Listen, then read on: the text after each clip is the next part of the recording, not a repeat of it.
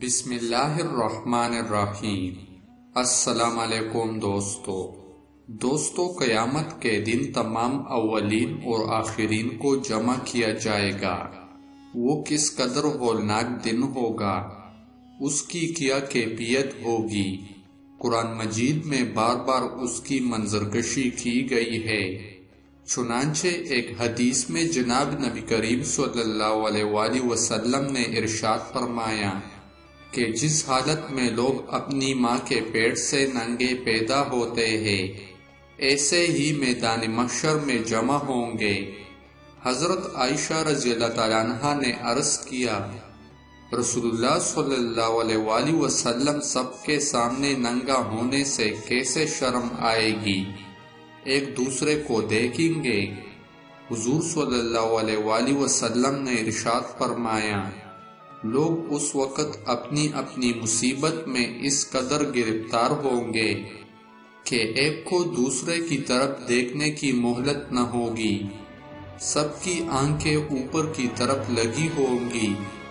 ہر شخص اپنے اعمال بد کے بقدر پسینے میں غرق ہوگا۔ کسی کا پسینہ پاؤں تک چڑھا ہوا ہوگا، کسی کا پنڈلی تک، کسی کا پیٹ تک، کسی کا منہ تک آیا ہوا ہوگا۔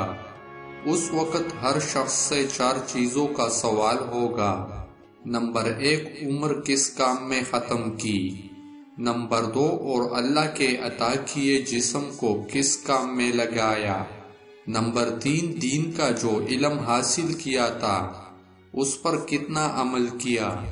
نمبر 4، مال کہاں سے کمایا، کہاں خرچ کیا، یعنی جائز طریقہ سے کمایا یا حرام طریقہ سے، اور مال کو اللہ کے حکم کے مطابق خرچ کیا یا نافرمانی کے کاموں میں اڑا دیا۔ پھر وہ دن ایسا پریشان کن ہوگا کہ کوئی کسی کے کام نہیں آئے گا۔ ہر شخص کو اپنی ہی فکر ہوگی۔ چنانچہ ارشاد باری تعالیٰ ہے، یعنی قیامت کا دن ایسا دن ہوگا جس دن آدمی اپنے بھائی سے، اپنی ماں سے، اپنے باپ سے، اور اپنی بیوی سے اور اپنی اولاد سے بھاگے گا۔ کوئی کسی کے کام نہ آئے گا۔ ہر شخص کو اپنا ہی ایسا مشغلہ ہوگا جو اس کو دوسرے کی طرف متوجہ نہ ہونے دے گا۔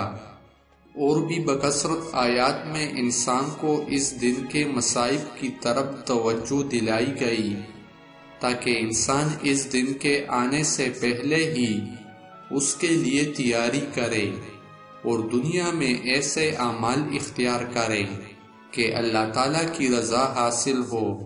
اللہ تعالیٰ ان کی خطا و قصور کو معاف فرمائے۔ جو لوگ تقوی و طہارت والی پاکیزہ زندگی گزارتے ہیں وہ قیامت کی سختی سے بھی محفوظ رہیں گے۔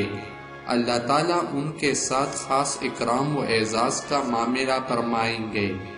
چنانچہ صحیحین کی ایک حدیث میں حضرت ابو ہریرہ رضی اللہ تعالیٰ عنہ سے مروی ہے کہ رسول اکرم صلی اللہ علیہ وآلہ وسلم نے ارشاد فرمایا کہ 7 قسم کے افراد ایسے ہیں کہ اللہ تعالیٰ انہیں اس دن اپنے عرش کے سایہ میں جگہ دیں گے جس دن اللہ تعالیٰ کے عرش کے سایہ کے علاوہ کوئی اور سایہ نہ ہوگا۔ وہ 7 قسم کے افراد یہ ہیں۔ نمبر 1، عادل بادشاہ، یعنی جس نے اپنی رعایا میں انصاف کے ساتھ حکومت کی ہو۔ نمبر 2، وہ جوان جس نے اپنی پوری عمر اللہ تعالیٰ کی عبادت میں گزار دی، یعنی جوانی کا زمانہ جس میں شہوات نفسانیہ کا خوب غلبہ ہوتا ہے، انسان جسمانی صحت و قوت سے پر ہوتا ہے۔ ایسے وقت میں نفس و شیطان کی اتباع کی بجائے اپنے اوقات کو اللہ تعالیٰ کی عبادت میں گزارتا ہے۔ نمبر 3، وہ شخص جو مسجد سے دل لگائے رکھتا ہے، یعنی نمازوں کے اوقات کا خیال رکھتا ہے، دنیا کے کاموں میں مشغول ہو کر نماز سے غافل نہیں ہوتا، بلکہ دنیا کے کاموں کو اس طرح پورا کرتا ہے کہ نمازوں کو وقت مسنون میں جماعت کے ساتھ ادا کرنے میں محل نہ ہو۔ نمبر 4، وہ دو شخص جو اللہ تعالیٰ کے واسطے آپس میں دوستی اور محبت رکھتے ہیں، جب آپس میں ملتے ہیں اس دن میں ہوتے ہیں۔ ملاقات بھی اس لیے ہوتی ہے کہ دین کے کام کو آگے بڑھایا جائے، اور جب جدائی ہوتی ہے تب بھی اسی خیال میں ہوتے ہیں کہ دین کے کام انجام دیے جائے۔ نمبر 5، وہ شخص جس کو کوئی حسین و جمیل عورت بدکاری کے واسطے بلائے اور وہ یہ کہہ کر اس عورت کی طرف رخ نہ کرے کہ میں تو اپنے اللہ تعالیٰ سے ڈرتا ہوں، یعنی اللہ تعالیٰ کے خوف کی وجہ سے موقع ہوتے ہوئے برائی سے بچتا ہے۔ نمبر 6، وہ شخص جو اس طرح مخفی طور پر صدقہ کرتا ہے کہ دائیں ہاتھ سے خرچ کرنے کی بائیں ہاتھ کو خبر نہ ہو، یعنی انتہائی اخلاص کے ساتھ خالص اللہ تعالیٰ کی رضا حاصل کرنے کے لیے مال خرچ کرتا ہے، ریا و نمود کا اس میں شائبہ بھی نہیں ہوتا۔ نمبر 7، وہ شخص جو اللہ تعالیٰ کو تنہائی میں یاد کرے اور اس کی آنکھیں آنسو میں بھر جاوے، تنہائی کی جگہ بیٹھتا ہے اور اللہ تعالیٰ کی بڑائی، عظمت اور ان کے انعامات و احسانات کو یاد کرتا ہے، اور جنت و جہنم کو یاد کر کے روتا ہے، یا ذکر و تلاوت کے موقع پر روتا ہے، یا اپنے گناہوں کو یاد کر کے روتا ہے، اللہ تعالیٰ سے معافی مانگتا ہے۔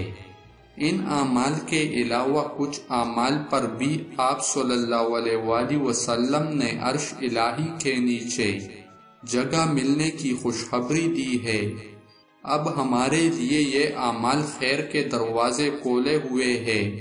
اللہ تعالیٰ سے توفیق مانگتے رہنا چاہیے کہ اللہ تعالیٰ ایسے اعمال صالحہ اختیار کرنے کی توفیق دے جو ہمیں رسوائی سے بچائے اور جنت کا مستحق بنائے۔ آمین ثم آمین۔ دوستو، آخر میں آپ سے ایک چھوٹی سی گزارش ہے کہ مزید اسلامک بیانات اور واقعات سننے کے لیے ہمارے یوٹیوب چینل کو سبسکرائب کریں اور ویڈیو کو لائک اور شیئر کریں۔ جزاک اللہ۔